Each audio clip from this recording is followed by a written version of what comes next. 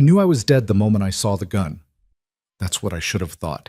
But standing in Dante Moretti's office at 2 a.m., watching him slide a loaded Glock across his mahogany desk toward me, all I could think was how much my mother's medication cost, how the eviction notice gave us 14 days, how I'd already sold everything worth selling. "Pick it up," he said. I didn't. Smart girl. He smiled, cold, measured, like he'd already decided whether I lived or died before I walked through his door. This is my story. Stay until the end, hit that like button, and comment what city you're watching from. I want to see how far this goes. The night it all started, I was 3 hours into my shift at Tropicana Bar, and my feet were screaming. Not metaphorically, actually screaming. The cheap sneakers I'd bought at a discount store had split along the sole 2 weeks ago, and I'd been duct taping them back together ever since. Miami heat didn't help.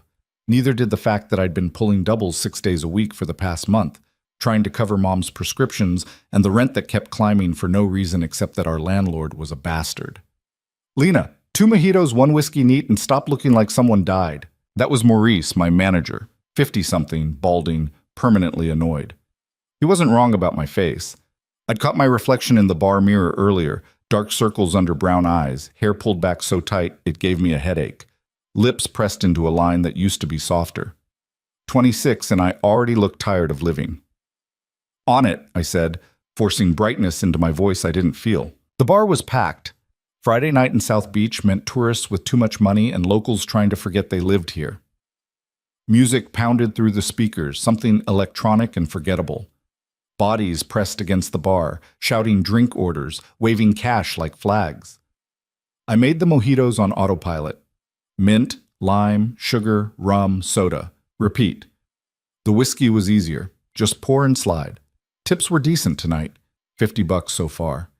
Might make 80 if I smiled enough. Smiling felt like work. "Excuse me." I turned. A woman stood at the bar, mid-30s, sharp blazer, sharper eyes. She wasn't dressed like the usual crowd. Too polished, too deliberate. "What can I get you?" I asked.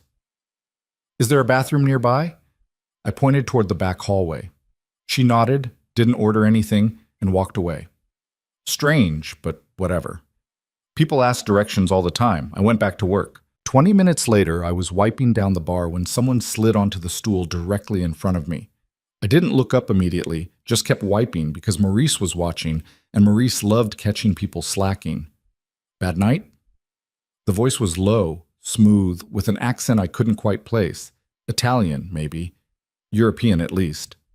I glanced up and stopped. The man sitting across from me didn't belong here. Not in this bar, not in this neighborhood, maybe not in this city. He wore a black suit that fit too well to be off the rack. White shirt open at the collar, no tie. Dark hair pushed back, sharp jaw, eyes so dark they looked black under the bar lights. He wasn't handsome in a safe way. He was handsome in the way that made you nervous. And he was staring at me like he already knew my social security number. "Every night's bad," I said, because honesty felt easier than pretending. "What are you drinking?" "Whiskey?" "Neat." "Specific brand?" "Dealer's choice." I poured him the mid-shelf stuff. Not the bottom, not the top. He didn't look like someone who'd complain either way. When I set the glass down, his fingers brushed mine, just barely, just enough to notice. "You work here often?" he asked. 6 nights a week. That's a lot. Bills don't care about my feelings. He smiled, and it wasn't warm exactly, but it wasn't cold either. Somewhere in between. Controlled. Like everything about him was controlled. "What's your name?" I hesitated. Giving out your name in a bar was a gamble. Sometimes it led to better tips. Sometimes it led to creeps following you to your car. "Lena?" "Lena," he repeated, like he was testing how it sounded. "I'm Dante." "Nice to meet you, Dante," I said, already turning toward another customer waving a 20. But his voice stopped me. "You're good at this." I turned back. "At what?" "Pretending you're fine." The words landed weird. Not flirty, not intrusive, just observant, like he'd taken one look at me and read the entire book. I didn't like it. "I'm great at it," I said flatly. "That's why they pay me."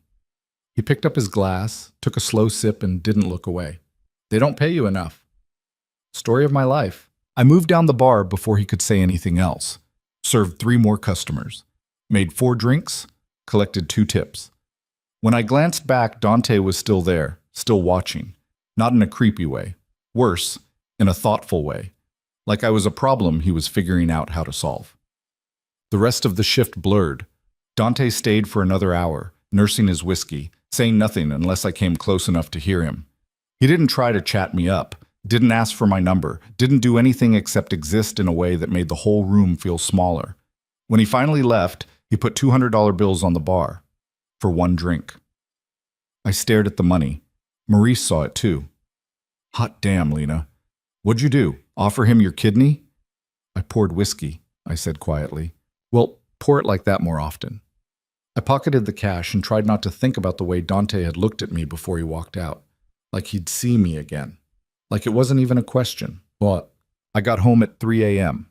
Our apartment was a 1-bedroom in Little Havana, cracked tiles, peeling paint, a window, a C unit that rattled like it had asthma. Mom was asleep on the couch, TV still on, playing some late-night rerun. I turned it off, pulled a blanket over her, and stood there for a second just looking. She'd lost weight. More than before. The cancer treatments had ended 6 months ago, but the damage stuck around. So did the medical bills. So did the secondary infections. So did the prescriptions that cost $300 a pop because insurance decided they weren't necessary. I went into the kitchen, opened the fridge. Half a carton of eggs, some wilted lettuce, a jar of pickles. I closed it again, sat down at the tiny table, pulled out my phone. Bank account, $347. Rent due in 9 days, $1,200. Mom's medication refill, $290. I put my head in my hands and did the math I'd already done 1,000 times. It didn't work. It never worked. Even with tonight's tip, even with overtime, even with skipping meals and selling my dead dad's watch and canceling the internet, it didn't work. Something had to give. I just didn't know what. Shem. 3 days later, everything fell apart. I was at the bar again, different night, same exhaustion, when my phone buzzed. I almost ignored it. Maurice hated when we checked our phones on shift, but something made me look. Unknown. Number. Your mother was taken to Jackson Memorial, collapsed at home. Come now. My stomach dropped. I didn't ask Maurice. Didn't clock out. Just ripped off my apron and ran. The hospital was 15 minutes by car, 40 by bus. I took the bus because my car had died 3 months ago and I couldn't afford to fix it. Every minute felt like an hour. My hands shook. My chest was tight. Please don't let her die, please. I'll do anything. Just don't let her die. When I got there, a nurse directed me to the 3rd floor. ICU. The word alone made my throat close. I found her room, pushed through the door. Mom was awake. Pale, weak, but awake. An IV in her arm. Monitors beeping softly. Lena, she said, voice thin. I'm sorry. Don't, I said quickly, pulling a chair up beside her bed. Don't apologize. What happened? I just got dizzy. I'm fine now. She wasn't fine. I could see that. The nurse who came in 5 minutes later confirmed it. She's stable, the nurse said, but she needs monitoring. We're keeping her overnight, maybe longer. Okay, I said. Okay, what do I need to... We'll need to verify insurance information at the desk. My stomach sank again. Insurance? Right. The billing office was on the 1st floor. A woman with tired eyes and a name tag that said Rosa pulled up our account. Current balance is $18,400, Rosa said, not unkindly. Just factually. I blinked. That's from the last visit? From the last 3 visits, plus outstanding charges. Your mother's insurance lapsed 2 months ago. My voice cracked. I didn't know. I thought it was covered. It was. Until the policy termed out. Did she not receive the renewal notice? Maybe she had. Maybe it got lost in the pile of mail I didn't have time to sort. Maybe I missed it. Maybe I fucked up. I'll figure it out, I said, voice hollow. I'll pay. I just need time. We offer payment plans, Rosa said gently, but we'll need at least a partial payment up front to proceed with further treatment. How much? $3,000. The room tilted. $3,000. I had 347. And I don't remember leaving the hospital. Don't remember the bus ride home. Don't remember unlocking the apartment door. My brain was white noise. $3,000. I sat on the couch where Mom had been lying 3 hours ago and stared at the wall. There was no one to call, no family left, no friends with that kind of money, no credit cards that weren't already maxed. No options, except one. I pulled out my phone, scrolled through my photos until I found the picture I'd taken of the $200 bills Dante had left. I'd photographed them because it felt surreal, like evidence. Evidence of what? I didn't know. But now I thought maybe it was evidence that someone out there had money to burn, and maybe I could convince him to burn some on me. I went back to Tropicana the next night, hoping he'd show up again. He didn't. Or the night after that. By the third night, I'd convinced myself I was insane. You didn't just track down some stranger who tipped too much and ask him for thousands of dollars. That wasn't how the world worked. That was desperation talking. But desperation was all I had left. I was closing up the bar, wiping down bottles, stacking glasses, when Maurice called me into his office. "Lena, sit." I sat. Maurice leaned back in his chair, fingers steepled. "I'm going to be straight with you. We're cutting hours." My heart dropped. "What?" "Corporate decision. Everyone's getting reduced shifts. You'll go from 6 nights to 4. I can't afford 4 nights." "I know. I'm sorry, it's out of my hands." I stood up, legs shaking. "Maurice, please. I need those hours. My mom—" "I know about your mom," he said, not unkindly. "But I got 10 other bartenders in the same boat. I can't play favorites." I wanted to scream, to flip the desk, to cry. Instead, I nodded. "Thanks for letting me know," I said quietly. I walked out of his office, grabbed my bag, and left through the back exit into the alley. And that's when I saw him. Dante, leaning against a black car that probably cost more than my entire life, arms crossed, watching me like he'd been waiting. "Bad night?" he asked, echoing his first words to me. I stopped walking, stared at him. "How did you know I'd be here?" "I know a lot of things, Lena." The way he said my name, calm, certain, made my skin prickle. "Are you following me?" I asked. "No, I'm offering you a job." I blinked. "What?" He pushed off the car, stepped closer, not threatening, just present. "You need money. I need someone I can trust. It's a simple equation. You don't even know me. I know enough. You know I pour drinks. I know you work 80 hours a week to keep your mother alive. I know your landlord's about to evict you. I know you're drowning and too proud to ask for help." Ice slid down my spine. "How do you—" "I make it my business to know things." He tilted his head, studied me. "So here's the offer. Work for me. Personal assistant. You'll make $10,000 a month plus benefits. Health insurance. Housing if you need it. $10,000 a month." I couldn't breathe. "What's the catch?" I whispered. "No catch. Just loyalty." "Loyalty to what?" "To me." There it was, the thing that made this wrong, the thing that made this dangerous. "What do you do?" I asked. "I run a business." "What kind of business?" He smiled, that same controlled smile. "The kind that solves problems." I should have walked away, should have said no, should have recognized the red flags waving in my face. But Mom was in the hospital, and I had 9 days until eviction, and the world didn't give a shit about should. "When do I start?" I asked. Dante's smile widened. "Right now." He drove me to a building downtown I'd passed 100 times but never noticed. Tall, glass, expensive. The kind of place where people in suits made decisions that ruined lives without blinking. We took an elevator to the 20th floor.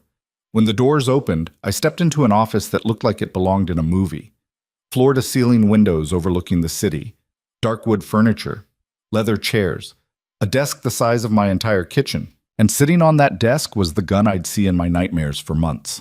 Dante walked past it like it wasn't there, poured himself a drink from a crystal decanter. "Sit," he said. I sat. He leaned against the desk, glass in hand, and looked at me. "I'm going to be very clear with you, Lena, Because I don't believe in surprises. The work I do isn't legal. It's not safe. And it's not simple. But it pays well. And if you're smart, you'll survive it. My throat was dry. What kind of work? I manage investments. I broker deals. I solve disputes. Sometimes those disputes get messy. Messy how? The kind of messy that ends with people disappearing.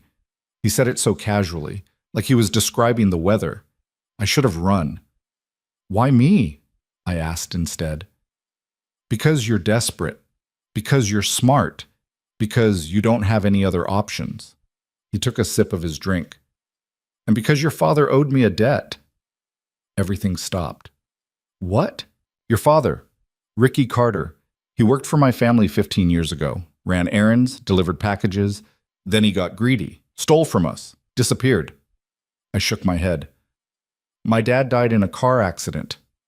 Your dad died because he crossed the wrong people, Dante said quietly. And those people were mine. The room spun. You're lying. I'm not. You killed him. I didn't. I was 12. But my family did. I stood up, legs shaking. You brought me here to, what? Finish the job? No. He set his glass down, stepped closer. I brought you here because I don't believe in punishing children for their parents' mistakes. You didn't steal from me. You didn't betray me. You're innocent. Then why tell me? Because I don't lie to people I work with. And because I want you to understand something. His eyes locked onto mine. You're here by choice, not chance. I could have helped you anonymously, paid your mother's bills, made your problems disappear, but I didn't. I wanted you to choose this, to walk into it with your eyes open. Why? Because I think you're stronger than you know, and I need strong people. I wanted to scream, to cry, to hit him. Instead, I just stood there, shaking. If I say no, I whispered, you walk out that door. I pay your mother's medical bills anyway. You never see me again. And if I say yes, you work for me. You keep my schedule, you handle my meetings, you ask no questions, you tell no one, and you survive. He stepped back, gave me space. Your choice, Lena. I looked at the gun on the desk, looked at the city through the window, looked at him. I need the money by tomorrow, I said, for my mom. Done. And I want it in writing, the salary, the insurance, all of it. Done. And if I don't like it, I walk. After 3 months. Not before. I swallowed. 3 months. 3 months. I took a breath. Let it out. Okay. Dante smiled, and I realized too late that I'd just made a deal with the devil. But the devil paid well, and my mother was still breathing. So maybe that was enough. The money hit my account at 6 a.m. I know because I was awake, staring at my phone, refreshing my banking app every 30 seconds like some kind of addict. When the numbers changed, when that balance jumped from $347 to $10,347, I actually gasped out loud. Mom stirred on the couch. Lena, go back to sleep, I whispered. But I couldn't. I just sat there in the dark, looking at those numbers, feeling like I'd swallowed something sharp. $10,000. Just like that. Just because I'd said yes to a man who'd admitted, casually, like it was nothing, that his family had killed my father. I should have felt relieved. Grateful, even. Instead, I felt sick. By 7, I was dressed. By 8, I was at the hospital, paying the bill in full at the front desk. Rosa looked shocked when I handed over the card Dante had given me the night before. Black, heavy, no name on it except a series of numbers. This should cover the outstanding balance and the current stay, I said. She ran it. It went through. Simple as that. You're all set, Rosa said, smiling now. Your mother can stay as long as she needs. Thank you. I went upstairs. Mom was awake, eating breakfast off a plastic tray. She looked better, still pale, still weak, but better. Hey, baby, she said when I walked in. You didn't have to come so early. I wanted to. I sat down beside her bed. They said you can stay a few more days, just to be safe. Lena, we can't afford... It's handled. She frowned. What do you mean, handled? I picked up some extra shifts, made good tips. It's fine. The lie came easy, too easy. Mom studied my face, and for a second I thought she'd call me on it, but she just nodded, too tired to argue. "You're a good girl," she said softly. I wasn't. Not anymore. But I smiled and held her hand until she fell back asleep.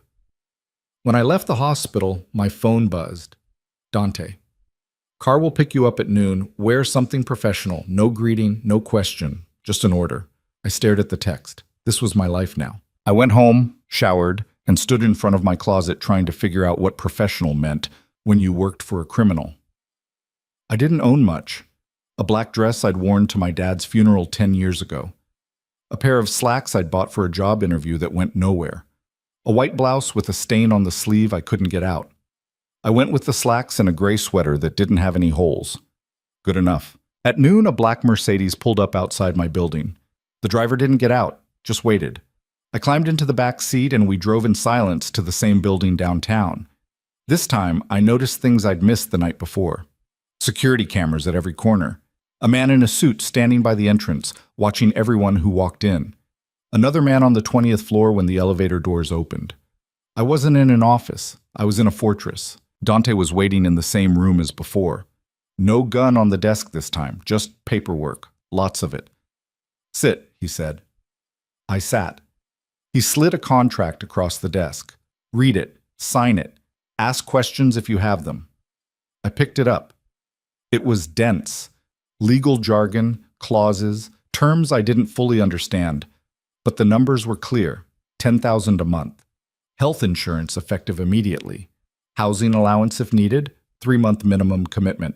And at the bottom, in bold, non-disclosure agreement. Breach of confidentiality will result in immediate termination and legal action. Legal action, I repeated. Meaning what? Meaning if you talk about what you see here, I'll make sure you regret it. How comforting. I'm not here to comfort you, Lena. I'm here to employ you. I signed it. What choice did I have? Dante took the contract, filed it away, and leaned back in his chair. Your job is simple. You manage my schedule. You screen my calls, you attend meetings with me and take notes. You don't ask questions. You don't repeat what you hear. You show up on time, you do what I say, and you go home at the end of the day. Understood? Understood? Good. We start now. He stood, grabbed his jacket, and walked toward the door. I followed. Where are we going? I asked. Meeting. With who? He glanced back at me. You just broke your first rule. I shut my mouth. We took his car, a different one this time, sleek and black with tinted windows. The driver was the same man from earlier. He didn't speak, didn't look at me, just drove. Dante sat beside me, scrolling through his phone, completely relaxed, like this was normal, like I was supposed to know what the hell I was doing. Do I need to prepare anything? I asked carefully. No. Do I need to say anything? No. Then what am I doing? Learning. The car stopped outside a restaurant I'd never heard of, some Italian place in Coral Gables with no sign, just a red door. Dante got out. I followed. Inside it was dim, quiet. A hostess led us to a private room in the back. A man was already waiting. He was older than Dante, 50s maybe. Gray hair, expensive suit, gold watch. He smiled when we walked in, but it didn't reach his eyes. Dante, the man said, good to see you. Vincent?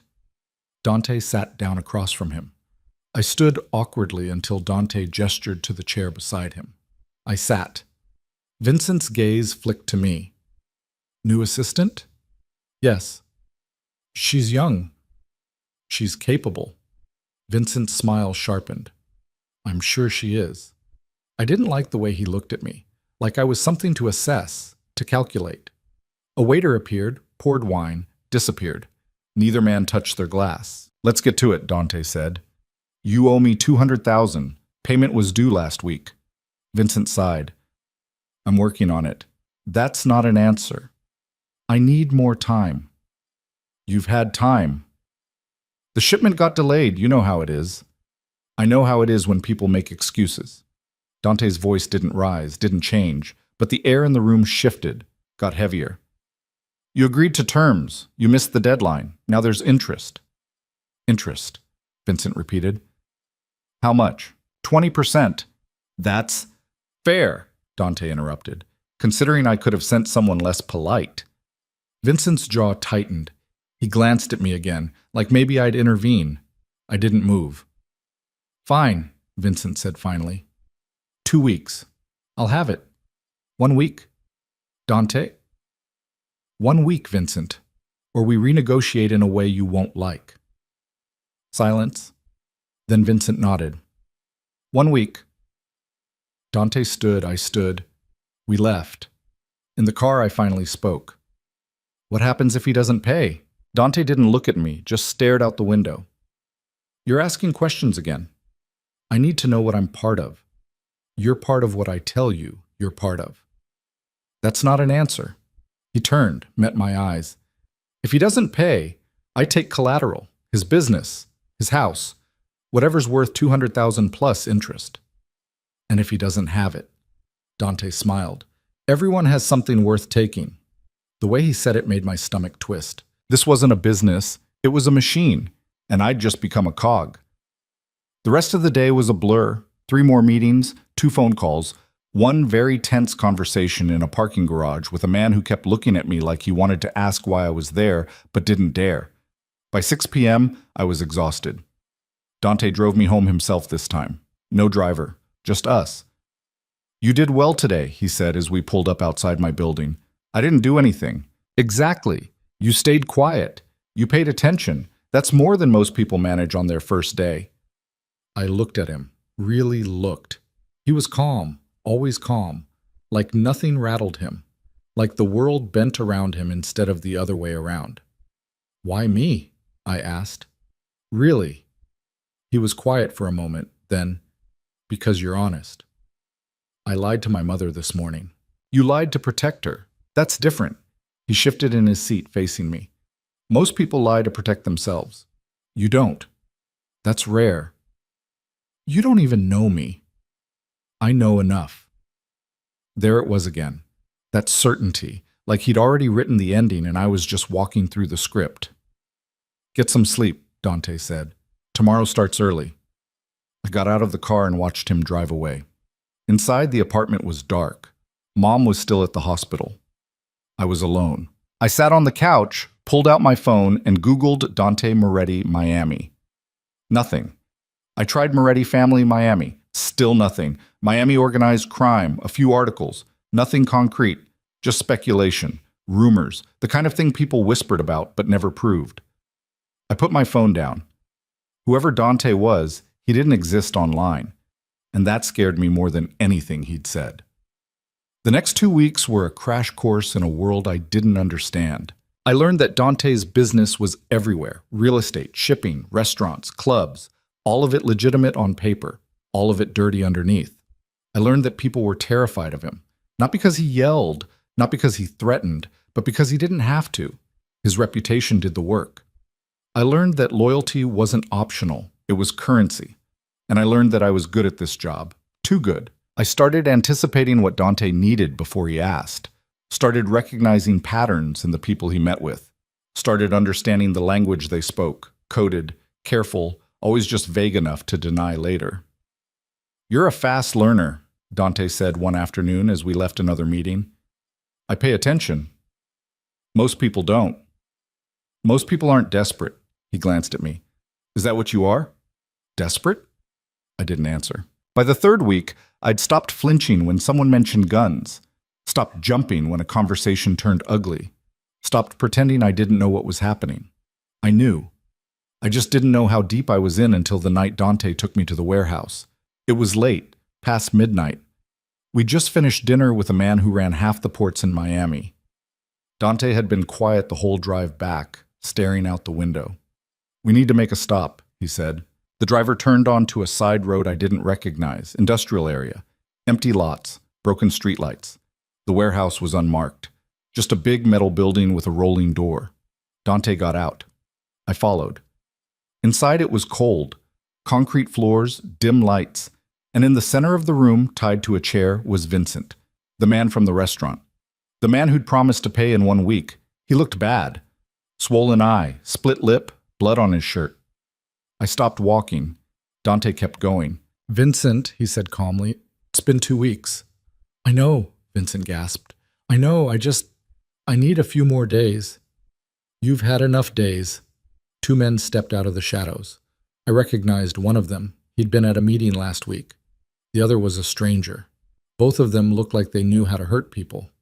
Wait, Vincent said, voice cracking. Please, I can get it, I swear, You already swore. Dante crouched in front of him. And you lied. I didn't lie, You lied. Dante stood, turned, and walked toward me. He didn't stop until he was close enough that I could see my reflection in his eyes. Go wait in the car, he said quietly. What are you going to do? Lena, car, now. I should have listened, should have walked out, should have pretended I didn't see what was about to happen, but I didn't move. Dante's expression shifted. Not anger. Something else. Disappointment, maybe. You don't want to see this, he said. I'm already here. That doesn't mean you have to watch. If I work for you, I need to know what that means. He studied me for a long moment, then nodded. Fine. He turned back to Vincent, gestured to the 2 men. Make it quick. I won't describe what happened next. I can't. Not because I don't remember. I do, in perfect detail. But because some things don't translate into words. Pain does. Fear does. The sound of bone breaking does. But the feeling of standing there, watching, knowing you could stop it but won't, that doesn't fit in language. When it was over, Vincent was unconscious. Maybe dead. I didn't ask. Dante walked past me without a word. I followed him to the car. We drove in silence for 20 minutes. Finally, I spoke. Did you kill him? No? Will he live? Probably. What did you take from him? His business, his accounts, everything he had. Was it worth $200,000? No. It was worth $400,000. Dante glanced at me. Interest. I looked out the window, watched the city blur past. You're angry, Dante said. I'm not. You are. I'm not angry. I stopped, tried to find the word. I'm trying to figure out if I can live with this. Can you? I didn't answer right away. Then, I don't know yet. Dante pulled over. Right there, middle of the street, he turned to face me fully. Listen to me, he said. I gave you an out. I told you to wait in the car. You chose to stay. That's on you. Not me. I know. Then don't act like I forced you to watch. You didn't force me, but you knew I would. He smiled, just barely. Yeah, I did. Why? Because you need to understand what this is. Not what you think it is. What it actually is. He leaned closer. I don't hurt people for fun, Lena. I hurt people who break deals, who steal, who lie. That's the rule. You follow it, you're safe. You break it, you're not. And what if I break it? Then you end up like Vincent. The air between us was thick, heavy. Are you trying to scare me? I asked. No, I'm trying to be honest with you. Why? Because you asked for honesty, and because I don't want you to quit. That surprised me. Why would you care if I quit? Because you're good at this. Better than I expected. And I don't want to train someone new. It wasn't a compliment. It was a calculation. But somehow, that made it worse. Take me home, I said quietly. He did. I didn't sleep that night. Just lay in bed, staring at the ceiling, replaying everything. The sound of Vincent begging. The look on Dante's face, calm, detached, like he was watching someone fix a leaky pipe. The fact that I'd stood there and done nothing. By morning, I'd made a decision. I was going to stay.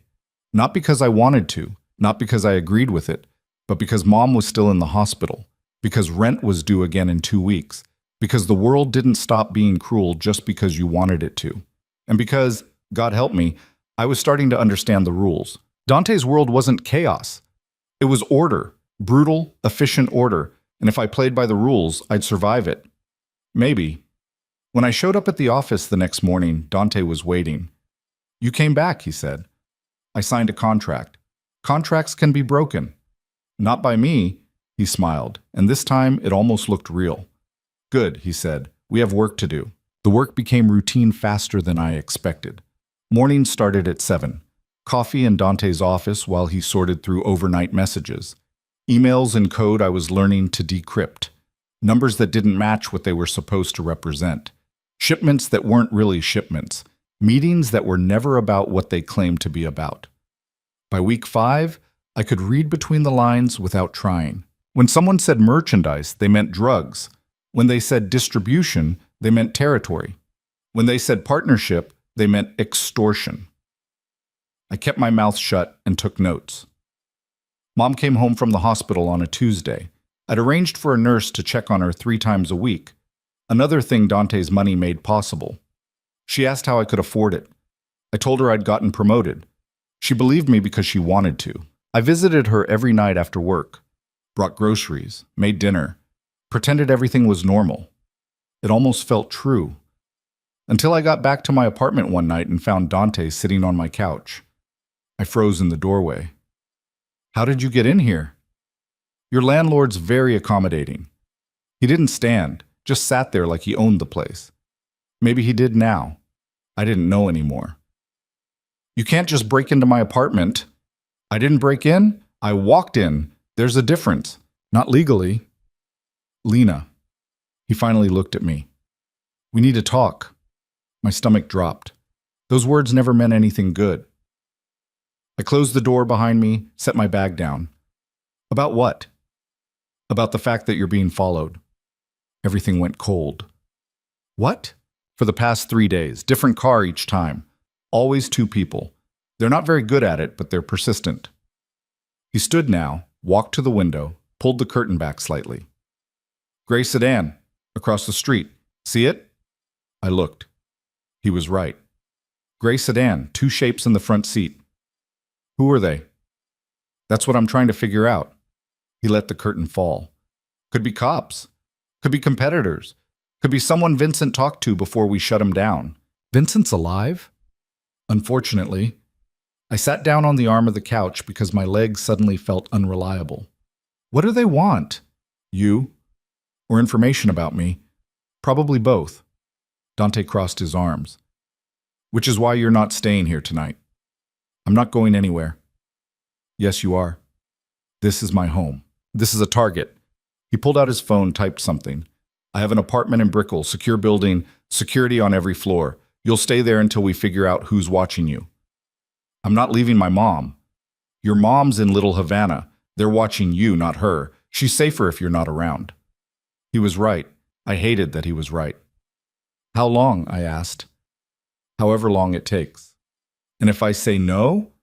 "Then you're gambling with your life, your choice." I looked at the window, at the gray sedan, at the life I'd been pretending was still mine.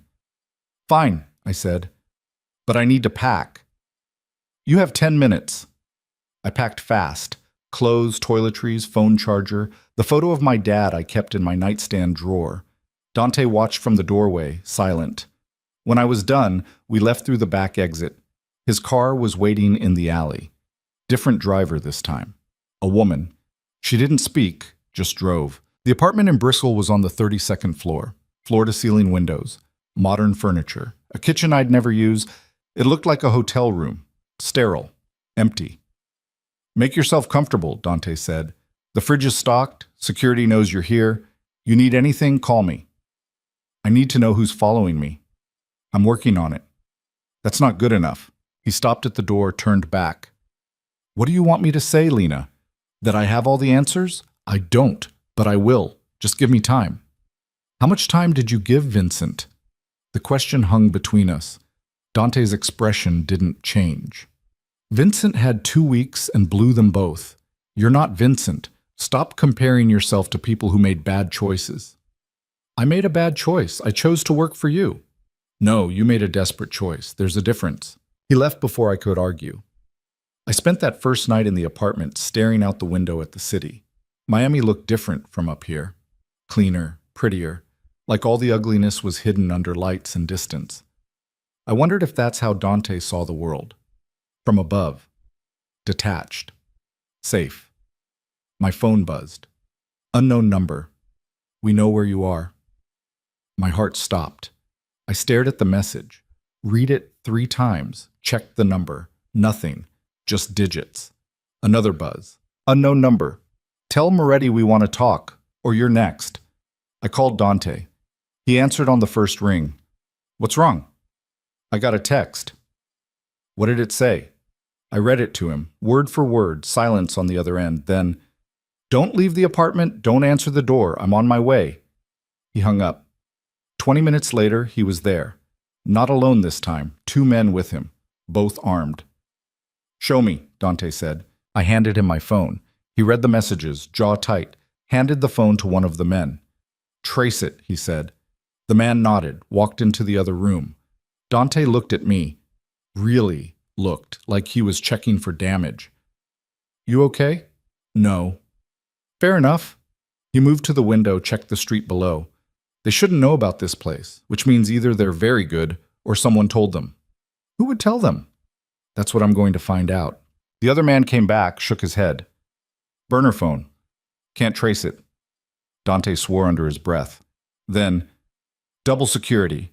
No one in or out without clearance, and get Marco on finding out who leaked the location. On it. The 2 men left. Dante stayed. You should go too, I said. I'm not leaving you alone. I'm fine. You're scared. I'm always scared now. He didn't argue with that. Just sat down on the couch, leaned back. You want a drink? It's 2 a.m. That's not a no. I poured us both whiskey from the bar cart in the corner, handed him a glass, sat on the opposite end of the couch. Who do you think they are? I asked. Could be a dozen different people. I've made a lot of enemies. Comforting. I'm not here to comfort you. You keep saying that, but you keep showing up. He looked at me over the rim of his glass. Maybe I'm bad at following my own rules. Or maybe you actually care. Don't confuse self-interest with caring, Lena. You're valuable to me. That's different. How? Because caring is a weakness, value is strategic. I took a sip of whiskey. It burned going down.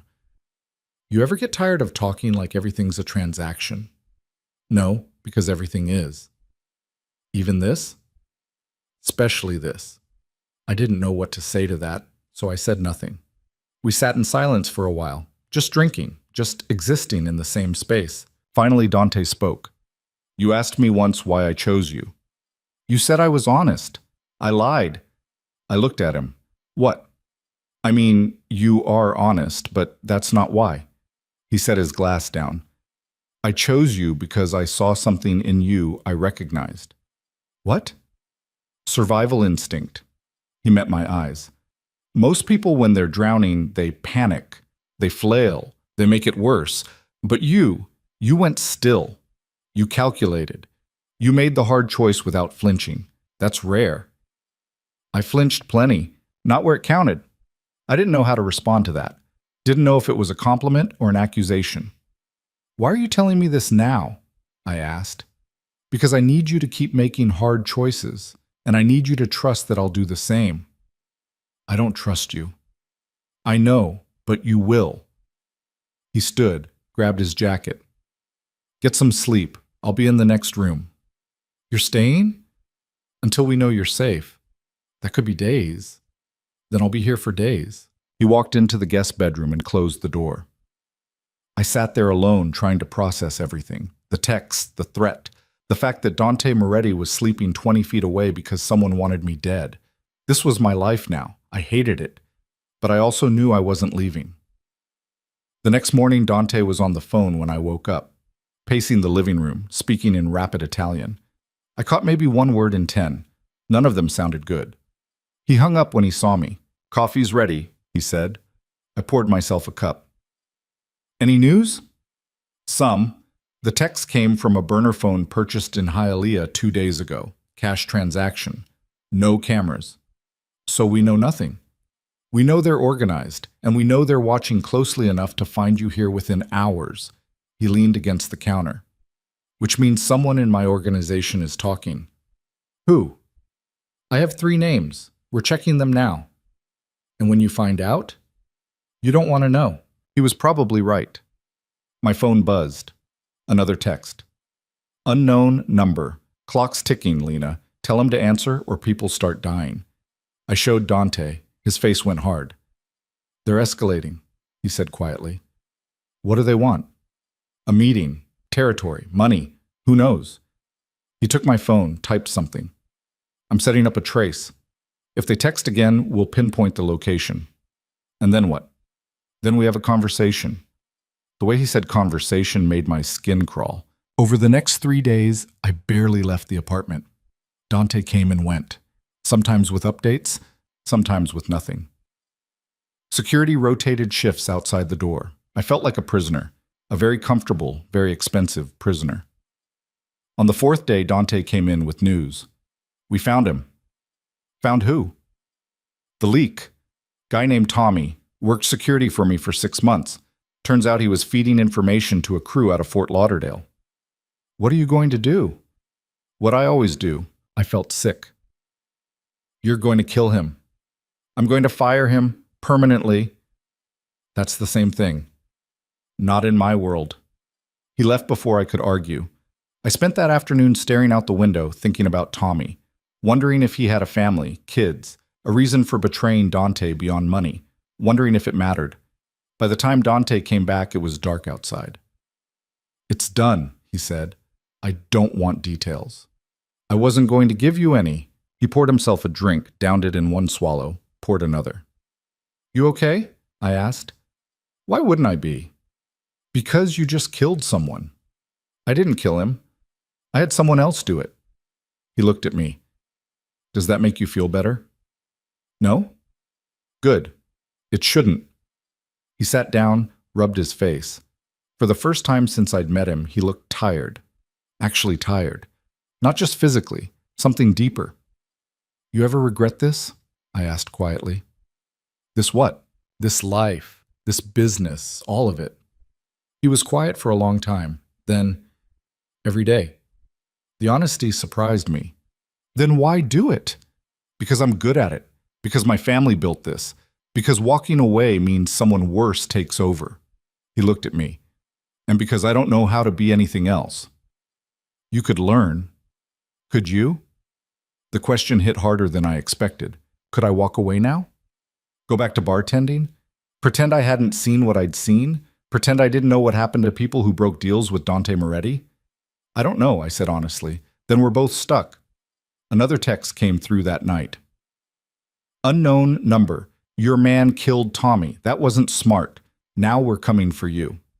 I showed Dante immediately. He read it, didn't react, just handed the phone back. Let them come. What? You heard me. Let them come. Are you insane? No, I'm tired of playing defense. He pulled out his own phone. Marco, get the team together. We're moving tonight. Moving where? I asked. To end this. By doing what? By showing them what happens when you threaten what's mine. The word mine hung in the air between us. I'm not yours, I said. No, but they think you are. And that's all that matters. He made 3 more calls, gave orders, set things in motion I couldn't follow. Then he turned to me. Pack a bag, small one, we're leaving in 20 minutes. I'm not going anywhere. Lena, for once, just trust me. Why should I?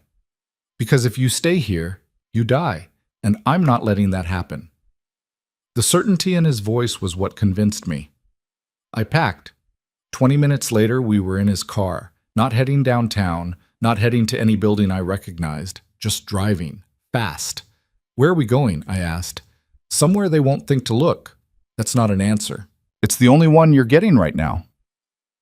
We drove for an hour, out of Miami, through suburbs, into an area I didn't recognize.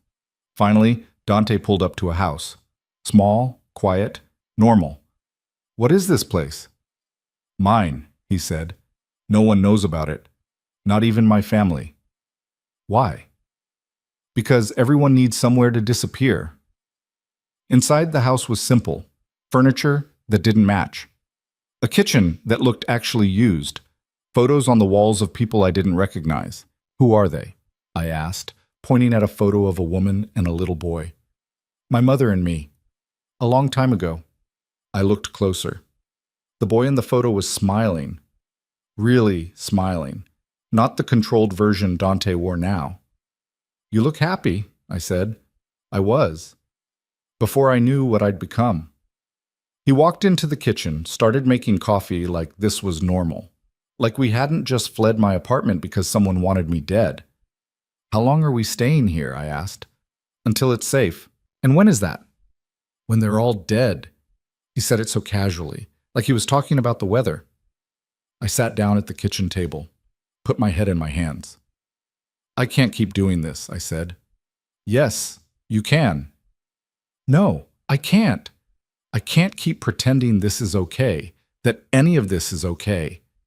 Dante set a mug of coffee in front of me, sat down across from me. You want out? He asked. I don't know what I want. That's not true. You know exactly what you want. You're just scared to admit it. Oh, really? What do I want? Safety, security, your mother taken care of, and you want to stop feeling guilty about how you're getting it. I looked up at him.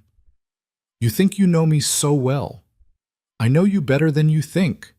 Then tell me this. Why am I still here? Why haven't I run? Because you're smarter than that. Because you know running doesn't solve anything. And because... He paused, looked at me like he was deciding whether to say it. Because you're starting to understand how this works.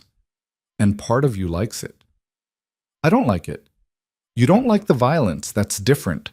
But the power, the control, the fact that for the first time in your life you're not drowning?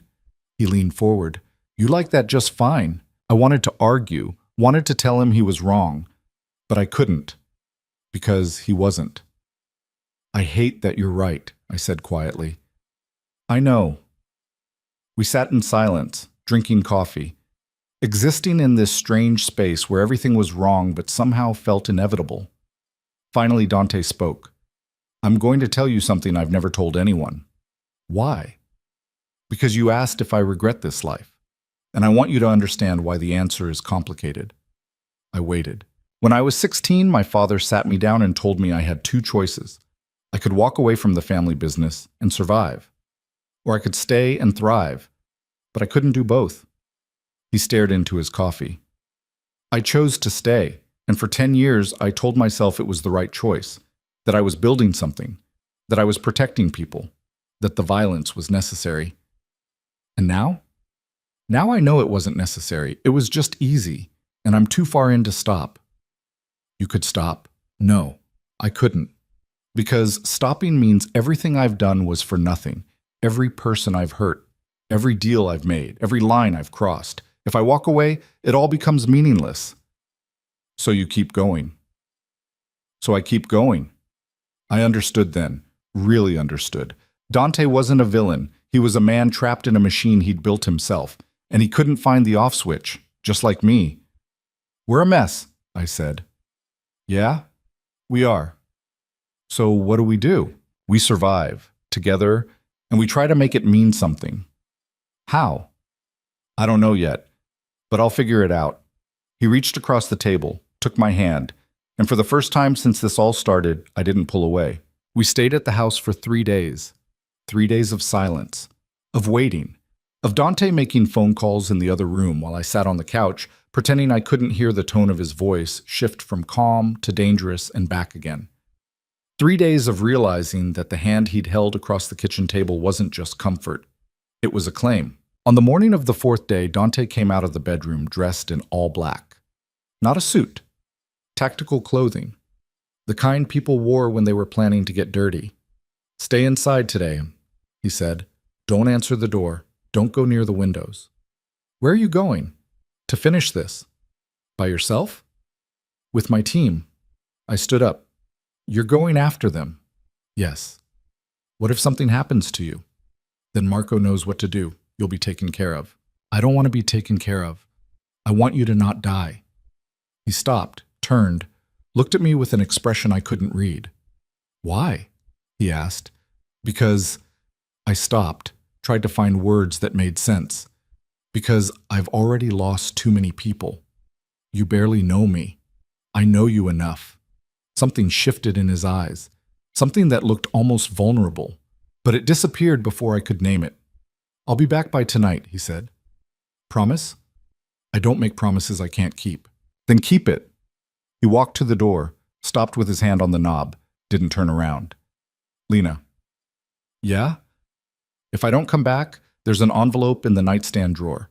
Everything you need is in there. Money, contacts, instructions. Stop talking like you're going to die. I'm not planning to, but I'm not stupid either. He finally looked back. You'll be okay. With or without me. I don't want to find out which. He almost smiled. Almost. Then he left. I spent that day pacing, checking my phone every 5 minutes, staring at the clock. The envelope in the nightstand felt like it was burning a hole through the furniture. I didn't open it, refused to, because opening it meant accepting that Dante might not come back. And I wasn't ready to accept that. By 6 p.m., my nerves were shot. I made coffee I didn't drink. Turned on the TV and heard nothing. Sat down, stood up, sat down again. At 7, headlights swept across the front window. I froze. The car door slammed. Footsteps on the porch. The lock turned. Dante walked in. Alive. Bloody, but alive. Jesus, I breathed. Not my blood, he said quickly, seeing my face. Well, most of it isn't. Are you hurt? Nothing serious. He pulled off his jacket, revealing a torn shirt and what looked like a graze across his ribs. Got careless. You got shot. Grazed. There's a difference. I grabbed his arm, pulled him toward the bathroom. Sit. Lena. Sit down. He sat. I found the first aid kit under the sink, pulled out supplies with shaking hands. Alcohol, gauze, tape. My hands were trembling so badly I almost dropped the bottle. Let me see, I said. He lifted his shirt. The wound wasn't deep, just a raw line across his left side where a bullet had skimmed past. It was still bleeding. This needs stitches, I said. It's fine. It's not fine. Lena, I've had worse. That doesn't make me feel better. I cleaned the wound as gently as I could. He didn't flinch, didn't make a sound, just watched me work with that same steady gaze that made me feel exposed. You're good at this, he said. I used to patch my dad up when he came home drunk. I stopped. Before my family killed him. I looked up, met his eyes. Yeah. I'm sorry. You've said that before. I know. I'm saying it again. He caught my wrist, held it gently. I can't undo what they did, but I can make sure you're never in that position again. By putting me in different dangerous positions? By keeping you alive. I finished bandaging the wound, stepped back. Is it done? Whatever you went to do? It's done. All of them? The ones that mattered. And the ones that didn't? They got the message. I didn't ask what the message was. Didn't want to know, just nodded. You should rest, I said. So should you. But neither of us moved. We just stood there in the small bathroom, too close, breathing the same air. The adrenaline of the day was wearing off, leaving something else in its place. Something I didn't want to name.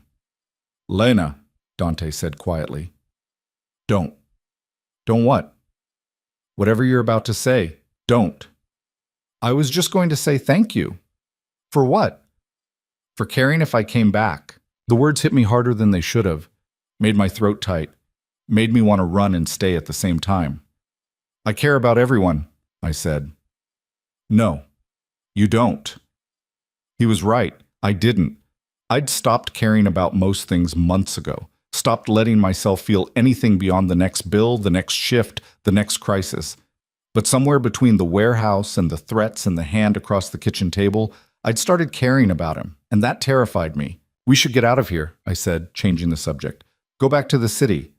Not yet. Give it a few more days, make sure it's really over. And then what? Then we go back to normal. Normal, I repeated. What's that? You work, I work. We pretend the last week didn't happen. Can we? Probably not, but we can try. We went back to Miami 5 days later. The apartment in Bristol felt different now. Less like a prison, more like a bubble. A place where the rules of the outside world didn't quite apply. Dante didn't leave right away like I expected. He stayed. Made excuses about security, about needing to make sure everything was settled, about having work to do nearby. But I knew the truth. He was staying because he didn't want to leave, and I was letting him because I didn't want him to. We fell into a rhythm that felt dangerous. Coffee in the mornings while he took calls and I sorted through schedules. Dinners that turned into conversations that lasted too long. Silences that weren't uncomfortable. One night, 2 weeks after we got back, I found him on the balcony staring at the city. "Can't sleep?" I asked. "Never could." I stood beside him, leaned against the railing. "What are you thinking about? How different things could have been? If you'd made different choices? If I'd been born into a different family? If my father had been someone else? If—" He stopped, shook his head. "Doesn't matter. Can't change the past. But you can change the future. Can I?" "I don't know. Can you?" He looked at me. "What do you want me to say, Lena? That I'm going to walk away from everything? Become someone normal? Live in a house with a white picket fence and pretend I didn't spend 15 years building an empire? No. I want you to say you're trying. I am trying. Then prove it." "How?" I didn't have an answer. Didn't know what proof would look like. Didn't know if it was even possible. But standing there next to him, feeling the warmth of his presence against the cool night air, I realized I wanted to find out. "Tell me something true," I said. "Something you've never told anyone." He was quiet for a long time, then, "I'm tired." "That's it?" "That's everything." He turned to face me fully. "I'm tired of the violence. Tired of the fear. Tired of waking up wondering who's going to betray me today. Tired of being the person everyone's afraid of. I'm just tired." The honesty in his voice cracked something open in my chest. "Then stop," I said. "It's not that simple." "It never is. But maybe it's worth trying anyway." He reached out, tucked a strand of hair behind my ear. His hand lingered, warm against my skin. "You make it sound possible," he said quietly. "Maybe it is. And if it's not, then at least you tried." He leaned closer, close enough that I could feel his breath, close enough that all I had to do was tilt my head and everything would change. "Lena," he whispered, "I know. This is a bad idea.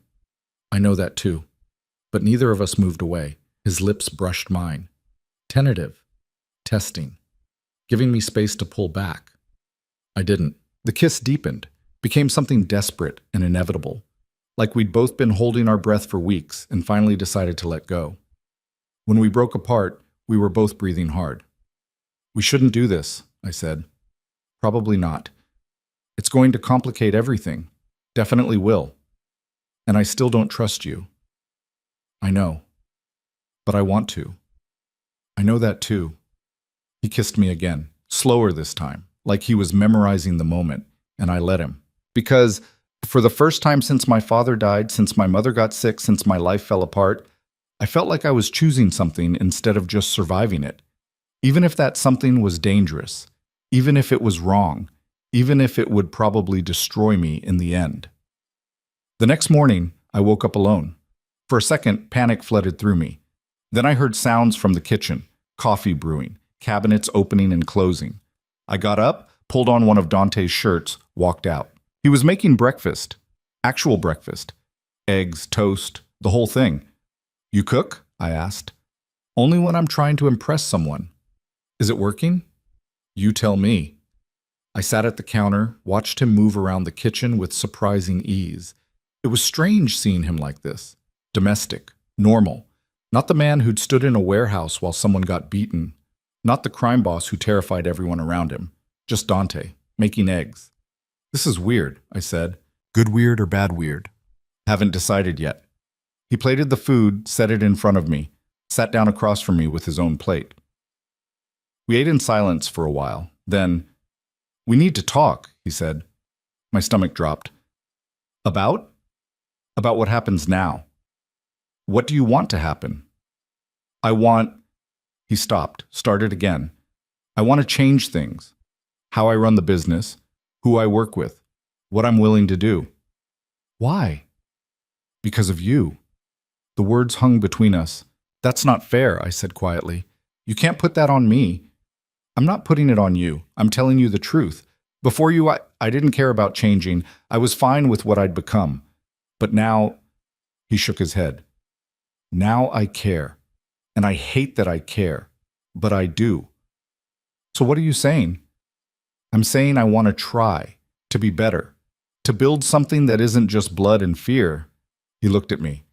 But I need to know if you're willing to try with me. Try what? This. Us. Whatever this is. I set down my fork, looked at him, really looked. I have conditions, I said. Of course you do. No more surprises, no more secrets. If you're doing something illegal, I need to know about it beforehand. Done. And I'm not just your assistant anymore. If we're doing this, I'm your partner, which means I get a say in decisions. He hesitated. That's complicated. So is this. Fair enough. What else? No violence unless absolutely necessary. And you let me define what necessary means. Lena, that's the deal. Take it or leave it. He stared at me, and I could see him calculating, weighing the cost against the benefit, deciding if I was worth changing for. Finally, he nodded. Okay. Okay? Okay. We do it your way, with your rules, and we see what happens. Just like that? Just like that. I didn't believe him, not fully, but I wanted to. And maybe that was enough to start. The next few weeks were strange. Dante kept his word. Mostly. He started running things differently, fewer threats, more negotiations. He walked away from deals that would have required violence, fired people who couldn't work without it. The organization noticed. Some people adapted, some left, some got angry, and some started whispering that Dante Moretti was going soft, that he was being controlled by his assistant, that he was weak. I heard the whispers, ignored them, until the day one of Dante's lieutenants said it to my face. His name was Carlo, mid-40s, been with the family since before Dante took over. He cornered me outside a meeting one afternoon while Dante was still inside. You're ruining him, Carlo said. Excuse me? Dante, you're making him weak. He's losing respect, losing control. He's gaining control, just different control. You don't understand how this works. I understand perfectly. You're scared he doesn't need you anymore. Carlo's face went red. You think you're special? You think you're different from all the other women who thought they could change him? I'm not trying to change him. I'm just refusing to let him stay the same. Same difference. Not to me. He stepped closer, too close. You're going to get him killed. Or yourself, probably both. Is that a threat? It's a warning. Dante appeared behind Carlo, silent, dangerous. Problem? Dante asked quietly. Carlo spun around. No problem, just having a conversation. Sounded like more than that. We're good. Right, Lena? I looked at Dante, at the cold fury in his eyes, at the way his hands were clenched at his sides. We're fine, I said. Carlo left quickly. Dante watched him go, then looked at me. What did he say? That I'm making you weak. And what did you say? That he's scared. Dante smiled. You're not wrong. Are you going to do something about it? Do you want me to? No, I want you to prove him wrong, without violence. That's harder. I know. Do it anyway. He took a breath, let it out. You ask for a lot. You promised. I know I did. And to his credit, he kept it. Carlos stayed, but his power diminished, slowly, deliberately, until he was just another employee instead of someone who thought he could question Dante's choices. It took 3 months. 3 months of Dante restructuring everything, of cutting ties with the worst operations, of shifting toward legitimate businesses that didn't require blood to maintain. 3 months of people watching, waiting for him to fail. He didn't, and neither did I. By the end of those 3 months, something had changed, not just in Dante's empire, in us. We stopped pretending we were just working together, stopped pretending the nights we spent together were temporary, stopped pretending this was anything other than what it was. We were building something, together, and it was messy and complicated and probably doomed, but it was ours. One night, lying in bed, Dante said something that surprised me.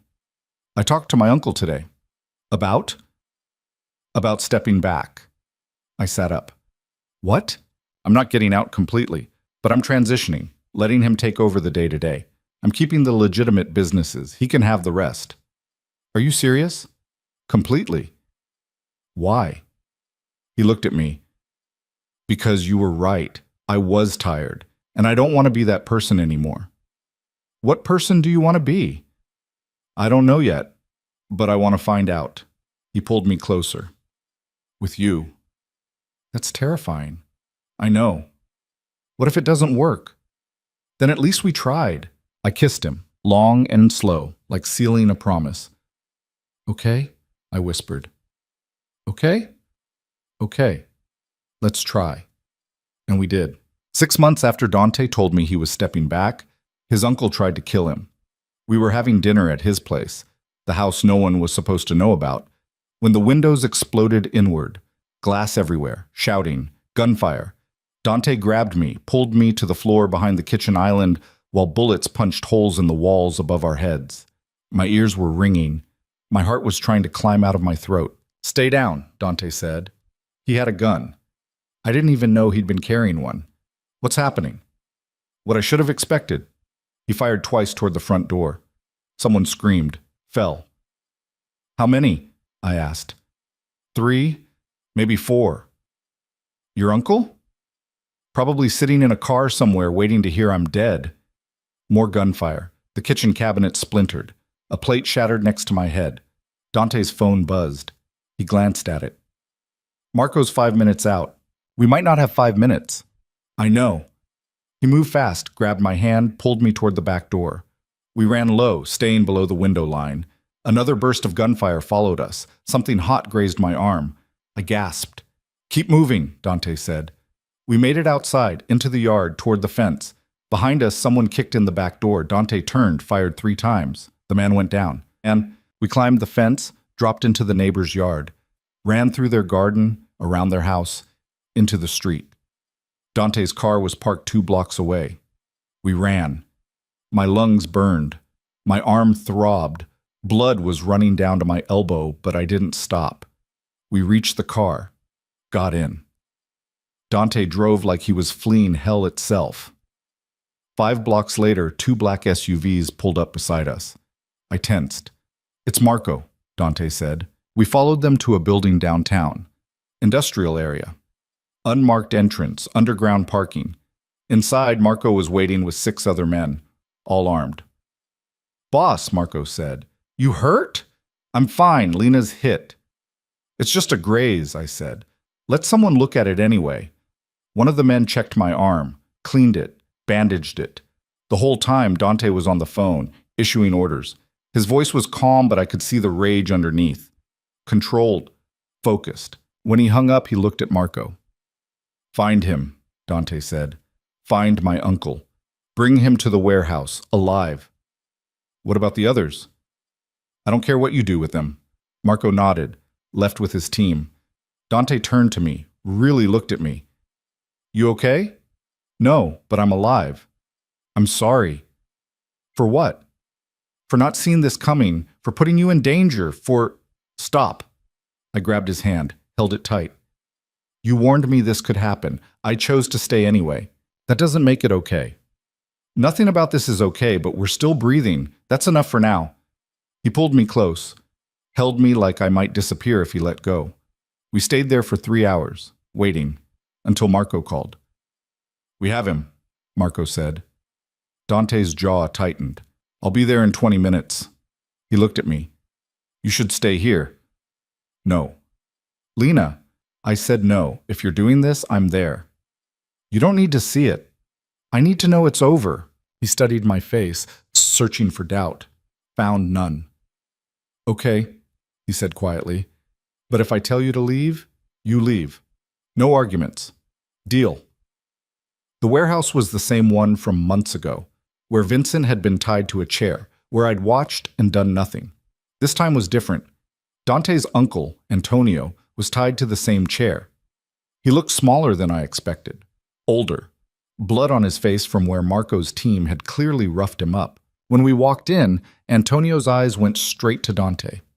Nephew, he said, voice hoarse but still defiant. Come to finish what I started? Come to ask you why, Dante said. Why? Antonio laughed, bitter, ugly. You know why. You went soft, started listening to her. He nodded toward me. Started dismantling everything your father built, everything I helped build. I was trying to make it legitimate. You were trying to make it weak. Those aren't the same thing. In this world? Yes, they are. Antonio spit blood on the floor. Your father would be ashamed. My father, Dante said quietly, would be dead in prison if he'd kept going the way he was going. I saved this family from that. You destroyed it.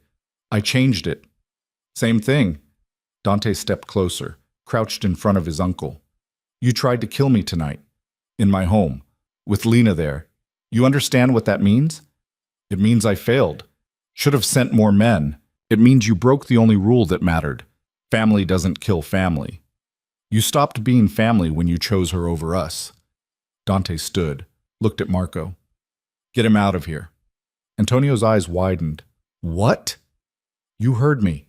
Get him out, take him to the airport, put him on a plane to Italy, make sure he never comes back.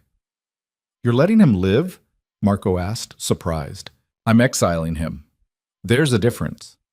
Dante looked at his uncle. You want to die? You think that makes you brave? Martyrs are remembered, but exiles? They're forgotten, and that's worse. Antonio's face twisted with rage. You spineless! I'm not spineless. I'm tired. Tired of blood. Tired of revenge. Tired of this whole cycle. Dante's voice was hard. Final. You tried to kill me because you thought I was weak, but letting you die would be easy. Making you live with the fact that you failed, that you're nothing now, that's harder. And I'm choosing hard. He turned away, walked toward me, didn't look back. Boss, Marco said.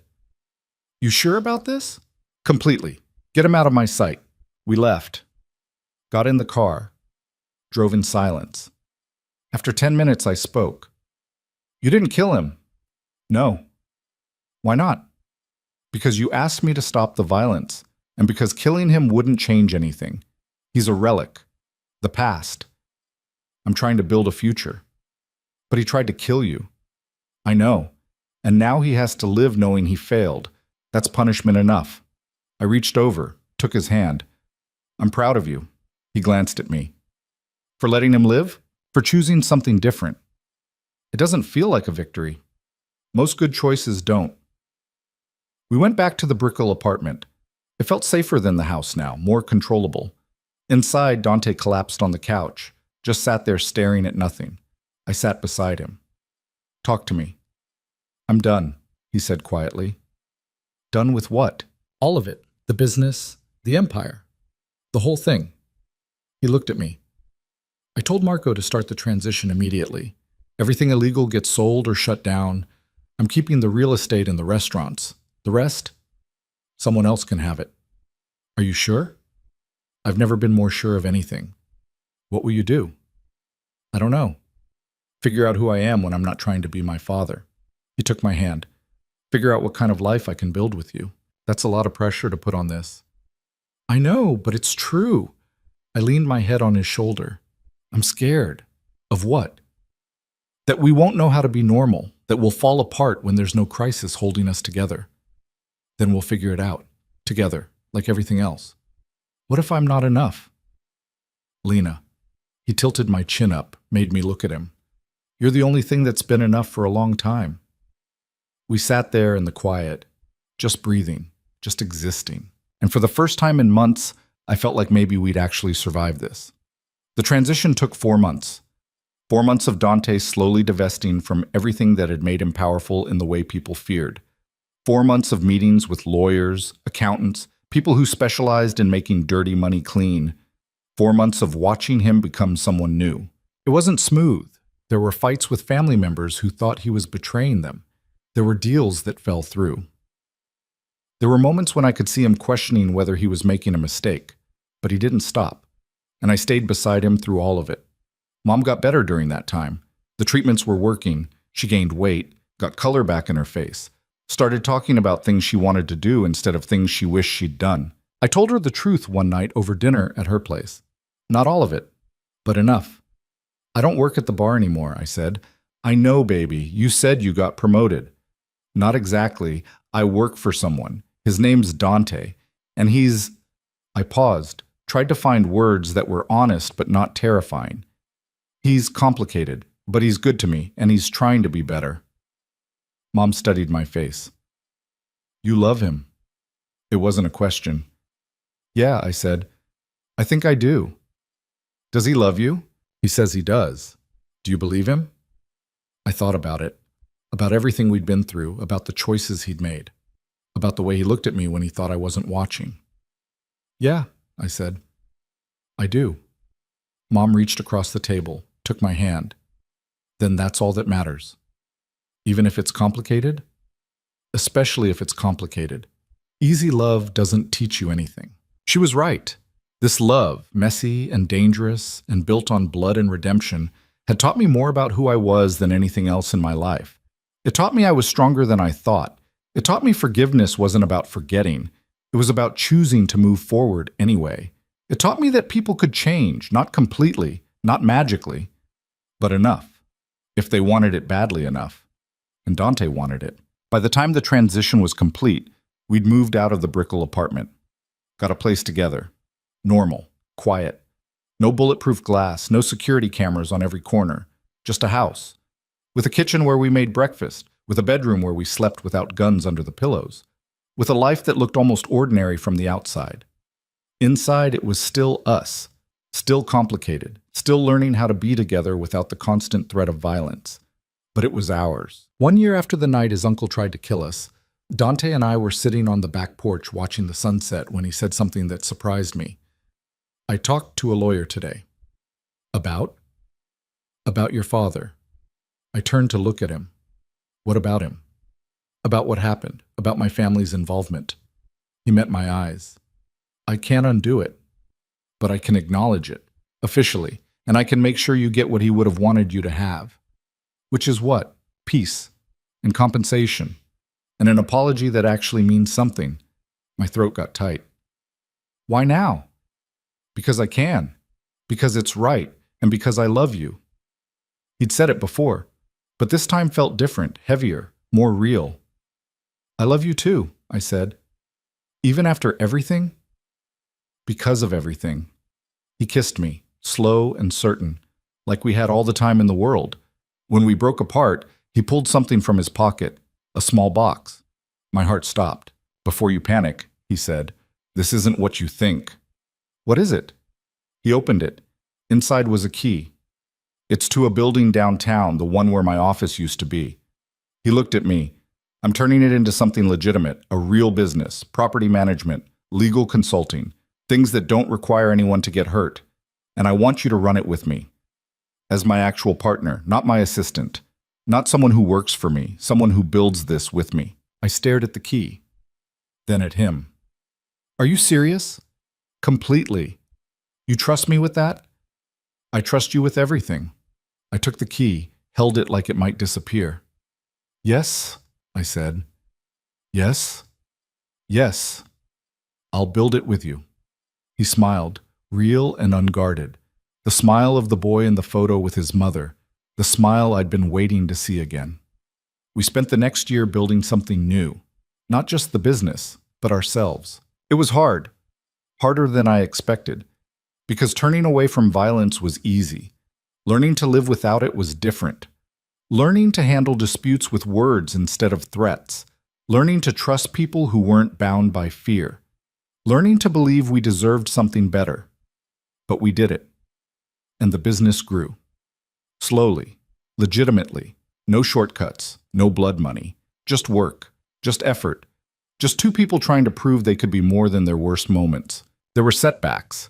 One of Dante's former associates tried to blackmail us. A journalist started asking questions about his past. A deal fell through because someone found out who Dante used to be. But we survived all of it, because we'd already survived worse.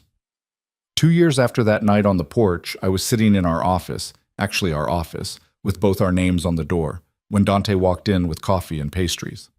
Morning meeting got moved to 10, he said. We have time. Time for what? This. He set the coffee down, pulled me up from my chair, led me to the window that overlooked the city. You see that? He asked. What? All of it. The city. The people.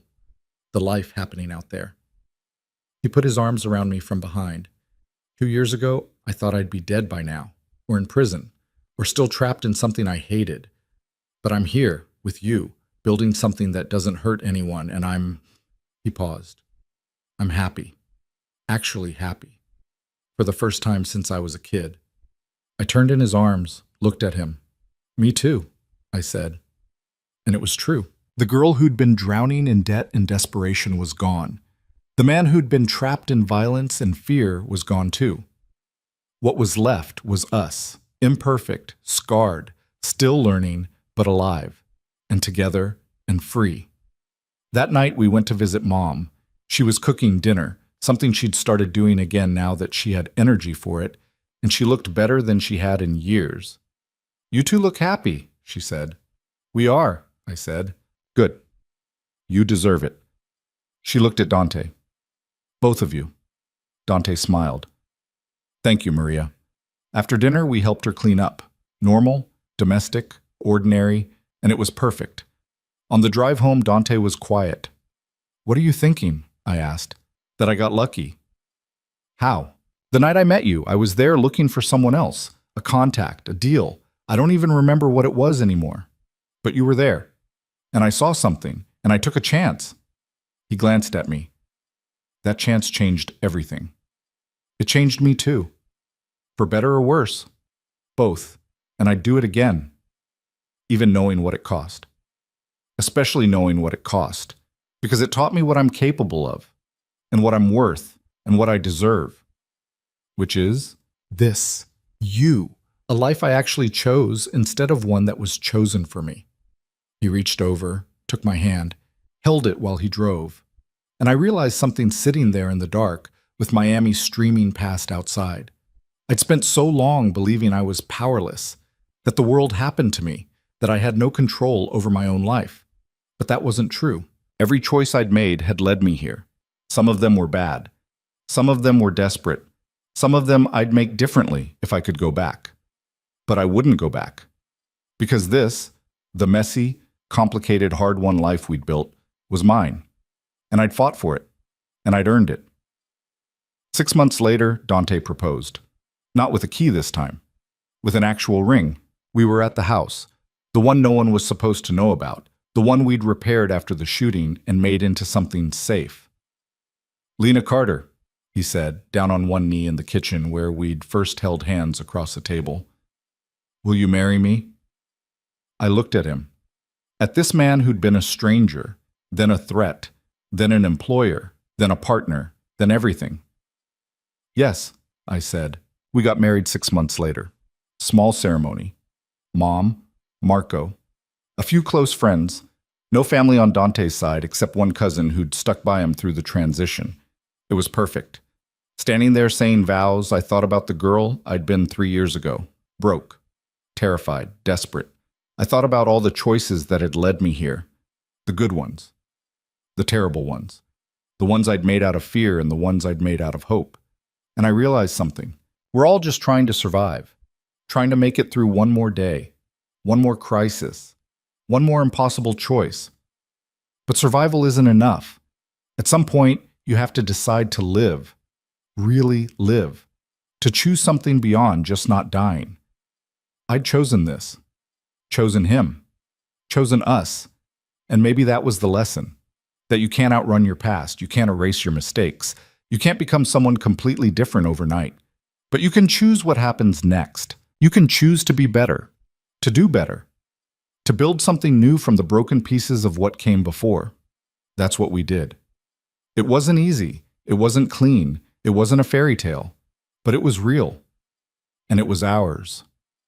3 years after the wedding, we were having breakfast on the porch when I told him. I'm pregnant. He stopped mid-sip of coffee, stared at me. You're pregnant about 8 weeks. He set the coffee down carefully, like he was afraid sudden movement would make it untrue. Are you sure? Very sure. How do you feel? Terrified, excited, both. Me too. We sat there in silence, processing. Finally, Dante spoke. I don't know how to be a father. I don't know how to be a mother. We'll figure it out. We always do.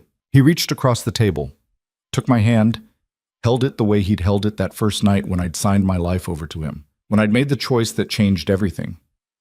"I love you," he said. "I love you too." And sitting there in the morning light with our future growing between us, I realized we'd made it. Not perfectly, not easily, but completely. We'd survived. We'd changed. We'd built something worth keeping. And that was enough. Our daughter was born 7 months later. We named her Sophia. She had my eyes and Dante's smile. She had no idea what her parents had been, what they'd done, what they'd survived to get here. She just knew she was loved and safe and wanted. That was everything. Holding her in the hospital, watching Dante hold her with hands that had once held guns and made terrible choices, I thought about where we'd started. A bartender and a criminal, desperate and dangerous, broken and barely surviving. And now here we were. Parents, partners. People who'd chosen to be better. It wasn't a happy ending. Those don't exist in real life, but it was a good one. And sometimes that's all you can ask for.